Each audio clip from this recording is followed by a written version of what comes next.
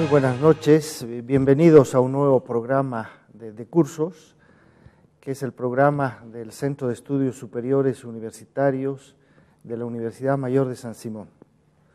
Hoy día vamos a hablar de un tema muy importante que tiene que ver con la globalización y sus impactos en la agricultura. Para ello hemos invitado a Daniel Campos. Él es paraguayo, es doctor en sociología y durante muchos años ha estado en investigación y trabajando sobre el desarrollo rural.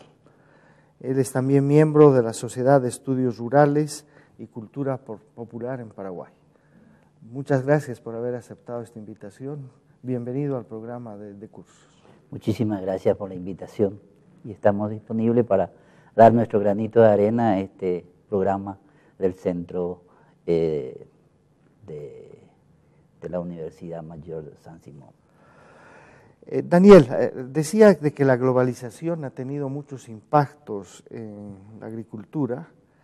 ¿Y cómo estás viendo la globalización? Ha habido una serie de cambios, de revoluciones. ¿Cuáles han sido las más importantes transformaciones en los últimos años?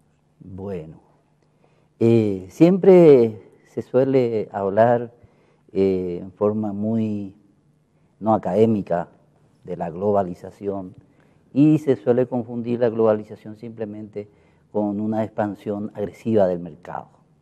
Y supuestamente la globalización es una expansión del mercado de los países más desarrollados con los países menos desarrollados, o sea, los países del norte con respecto a los países del sur.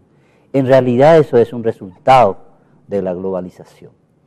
Pero si analizamos mucho más a fondo, es prácticamente la globalización es el resultado de la revolución tecnológica, que en este momento la revolución tecnológica de fines del siglo XX y principios del siglo XXI, en este momento está mucho más acelerado, más rápido, se da con mucho más agresividad este movimiento de globalización.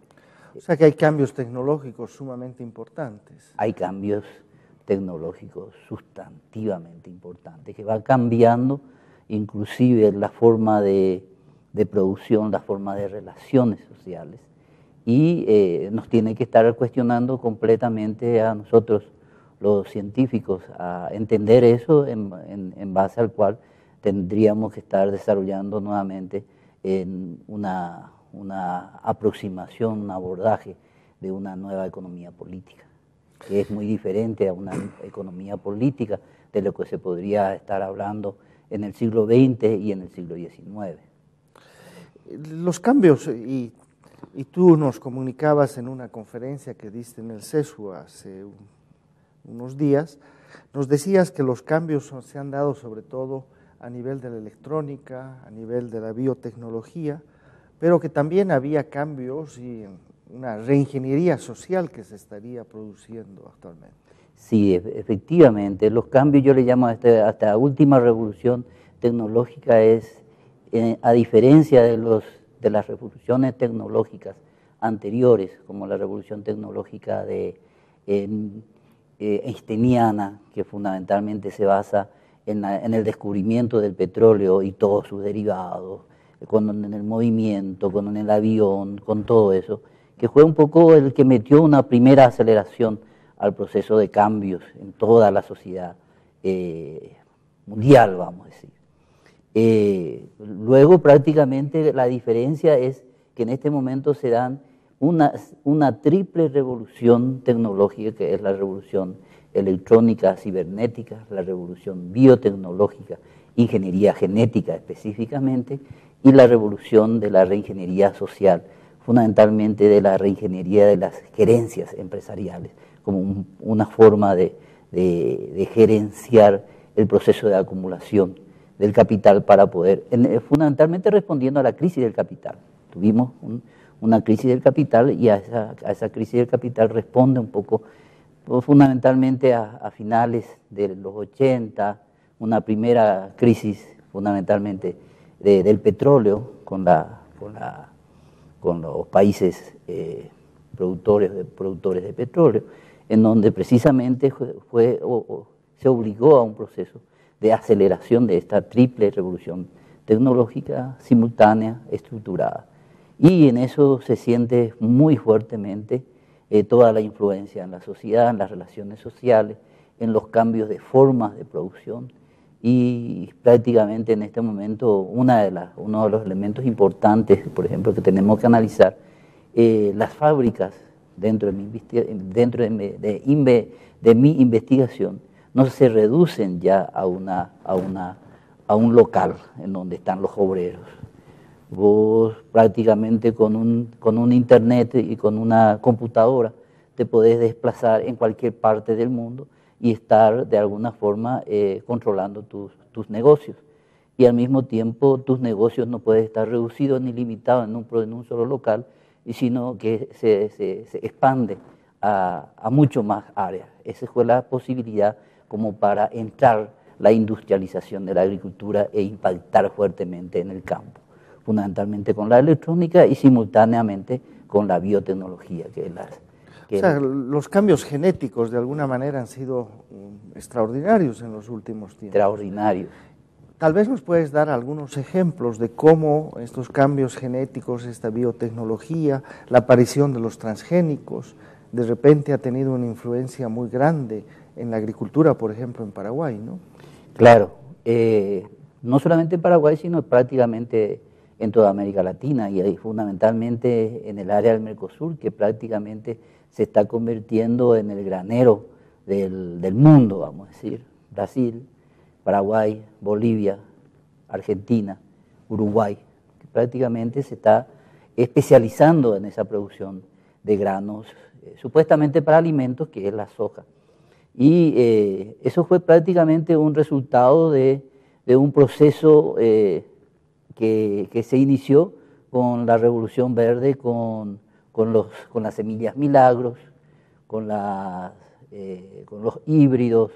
Los híbridos estuvo acompañado con la mecanización. Todo eso es parte todavía de la revolución anterior, fundamentalmente de la Revolución Verde. De la Revolución Verde con el descubrimiento del petróleo y el movimiento. Gracias a eso se dio la posibilidad de saltar del arado a buey, del arado a caballo a la mecanización. Con eso se posibilitó la expansión en superficie del área cultivada y eso se fue desarrollando cada vez más, de tal manera que supuestamente con la Revolución Verde se tenía que haber dado una respuesta al hambre del mundo. Al contrario, no se dio ninguna respuesta al hambre del mundo y viene incluso luego la crisis en la acumulación misma. Y para responder a esa crisis en la acumulación es un poco el salto cualitativo en la revolución biotecnológica, que es la revolución genética, de la ingeniería genética, que fundamentalmente el gran descubrimiento es haber descubierto que manipulando los genes del cromosoma se descubrió que hay un gene al interior de la cadena de cromosomas de la soja, que es un poco el que controla la resistencia al glifosato.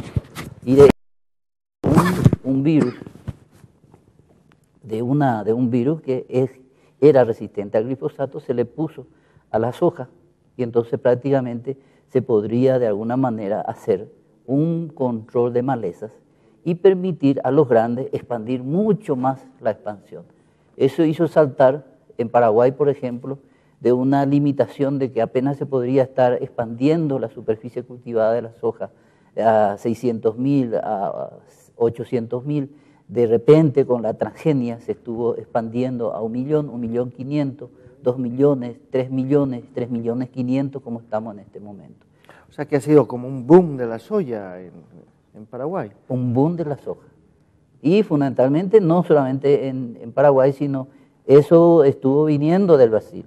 O sea, la gran puerta, vamos a decir, por donde se nos viene la revolución tecnológica en América Latina es fundamentalmente Brasil y Argentina.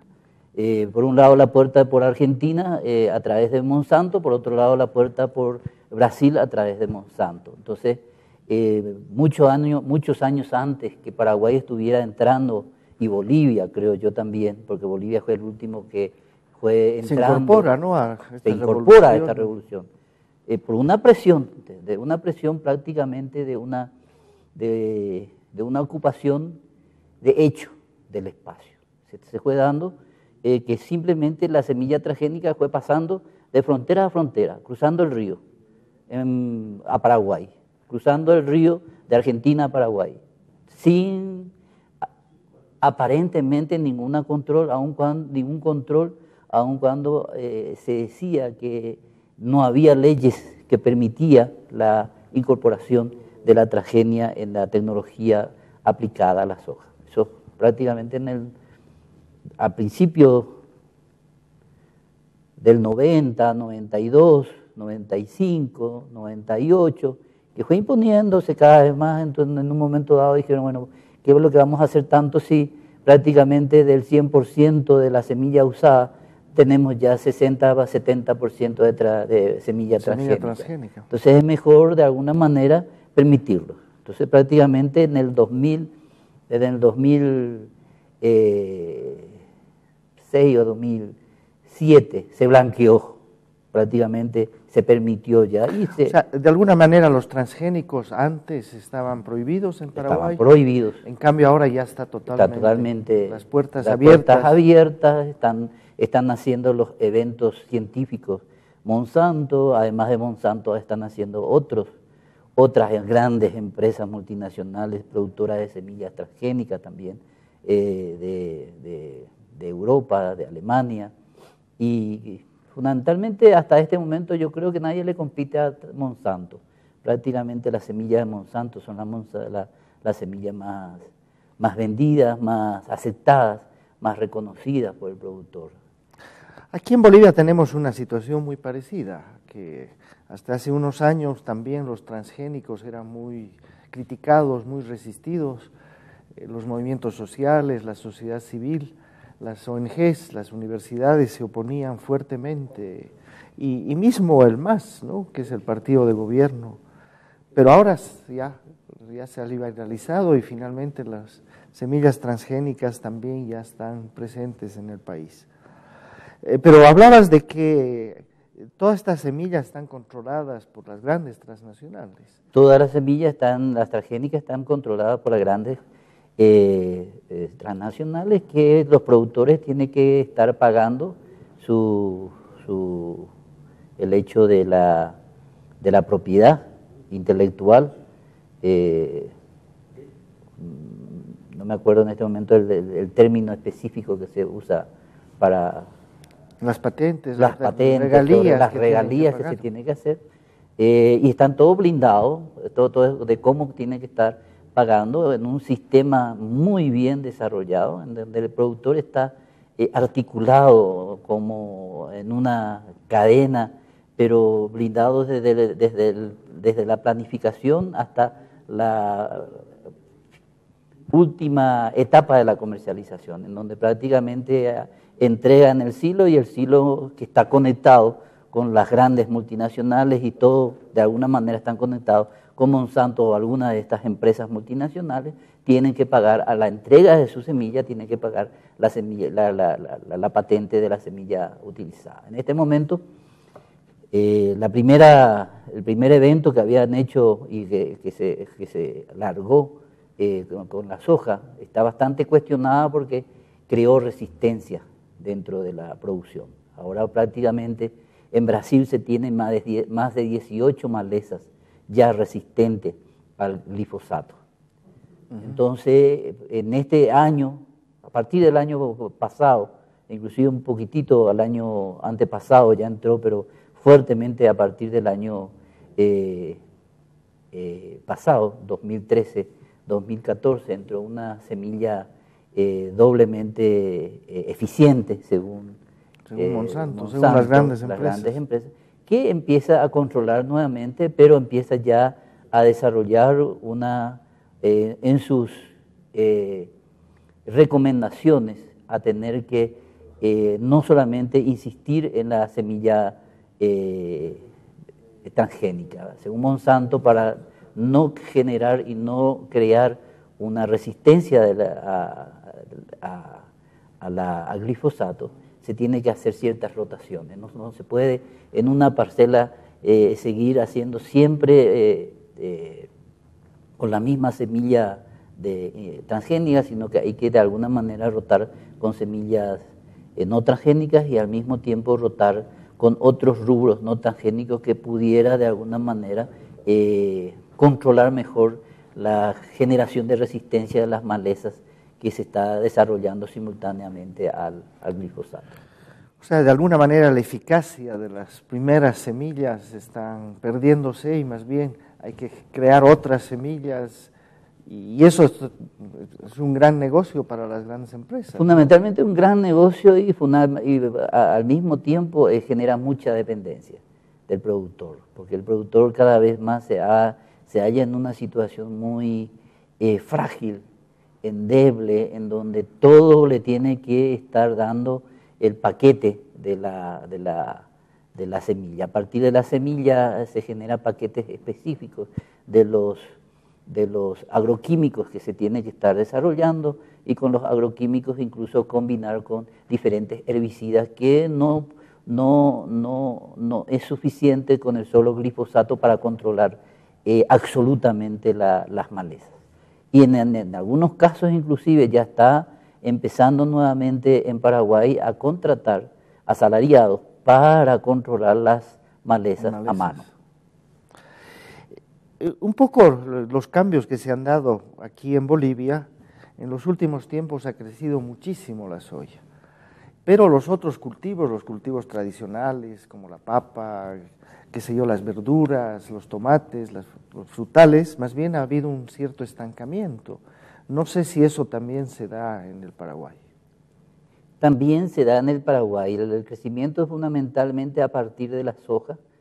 Está creciendo, yo creo, como otra cadena de la agroindustria, del agronegocio monopólico capitalista, no de la soja, sino en este momento de la caña dulce, como parte de la cadena del biocombustible, de la cadena de energética. Se está empezando a expandirse. Hasta este momento se tiene todavía una absoluta mayoría de productores, de pequeños productores de la agricultura familiar, tanto en el volumen producido como en la cantidad de productores que están integrados en la cadena productiva de la caña dulce, fundamentalmente caña de azúcar, muy pocos todavía para la producción de combustible, biocombustible, y eso es ya otra línea en donde tenemos que prever para que no pase exactamente igual a lo que pasó con la expansión de la soja, con el agronegocio capitalista monopólico de la soja, que de alguna manera estuvo peleando, expulsando de sus propios territorios a la agricultura familiar campesina. En este caso debería haber una política diferente ya, en donde de alguna forma se debería buscar de integrar en una forma mucho más responsable social y ambientalmente los dos modelos diferentes de agricultura, los dos modelos diferentes de desarrollo. En Paraguay tengo entendido de que hay una concentración de la tierra muy fuerte, de que realmente hay pocos productores, grandes productores que controlan la mayoría de la tierra, mientras que los pequeños pues no tienen muchas tierras, ¿no? Es exacto lo que usted está diciendo en este sentido.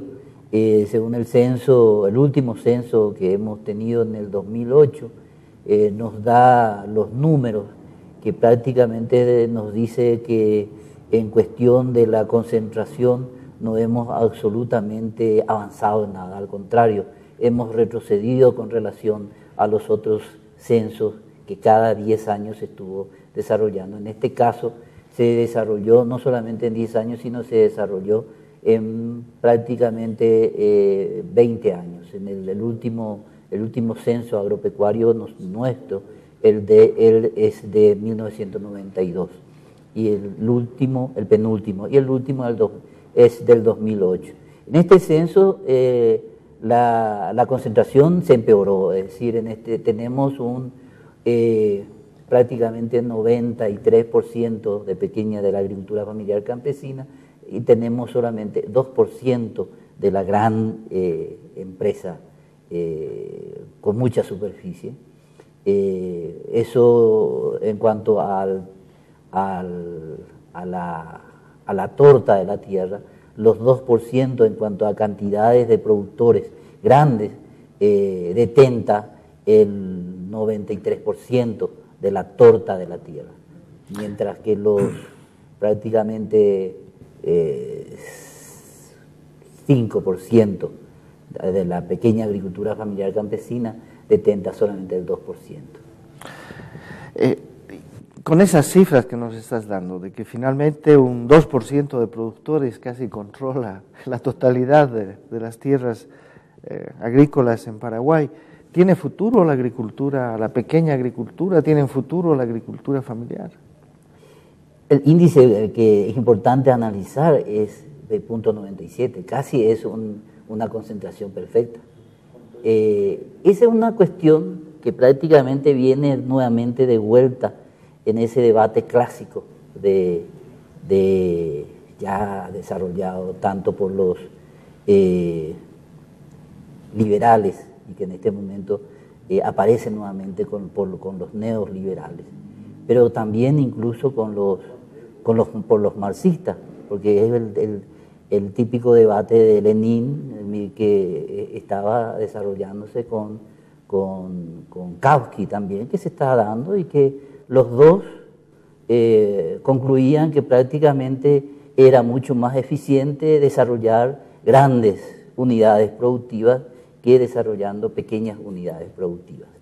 Ese coincidía con el análisis de los analistas más positivistas clásicos, que decía precisamente que efectivamente las unidades productivas grandes eran mucho más eficientes que las pequeñas unidades productivas y que en última instancia era cuestión de proceso, un proceso en donde se tenía que estar desarrollando una centralización del capital, una centralización tecnológica y una concentración de la tierra. Y en la medida que se vaya dando una concentración de la tierra, una centralización del capital y una centralización tecnológica, se debería estar dando un proceso de descomposición social, diferenciación social, expulsión, y toda esta población estaría formando parte de la población el ejército de reserva, que tendría que estar yendo a las industrias,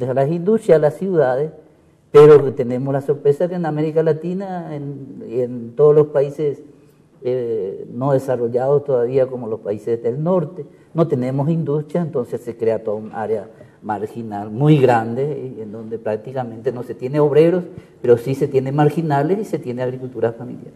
Dentro de este proceso yo creo que se está dando en este momento un debate muy interesante dentro de lo que es la nueva, vamos a decir, la nueva conciencia que se fue desarrollando a partir de América Latina.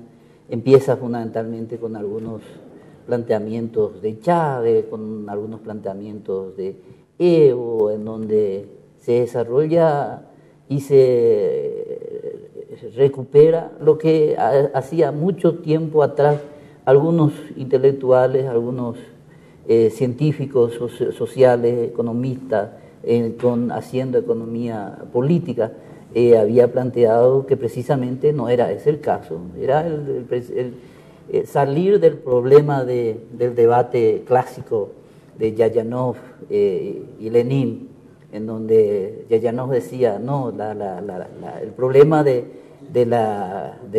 campo es simplemente una U invertida, en la medida que las unidades familiares son pobres, en la medida que las unidades familiares llegan en el ciclo de vida intermedio, llega a un nivel de vida relativamente de seguridad, de abundancia, luego los hijos se van, se quedan ellos solos en el ciclo de la edad madura y nuevamente se empobrece y tienen que salir.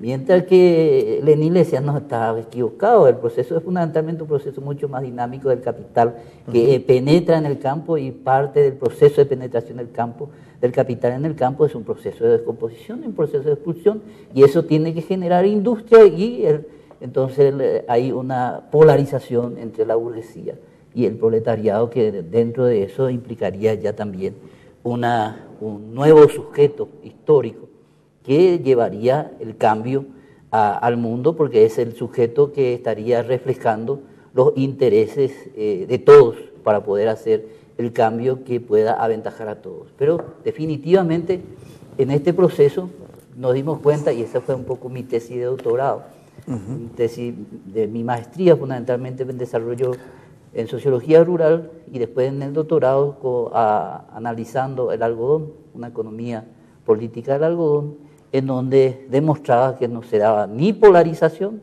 sino que se daba fundamentalmente una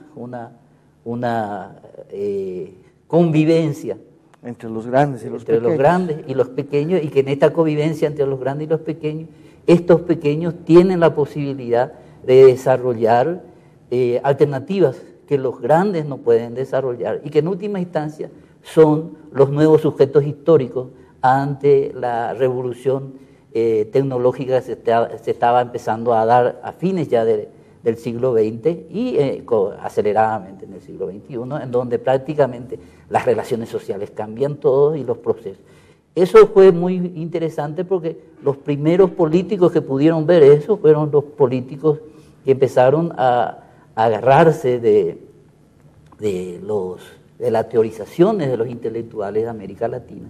Incluso antes, o sea, no fuimos nosotros los primeros, sino están el científico, el sociólogo peruano, que decían el sujeto histórico para el cambio, ¿no?, en América Latina. Son los campesinos. Son los campesinos. Lamentablemente, Daniel, el tiempo es el enemigo siempre de estas entrevistas, y te agradezco mucho.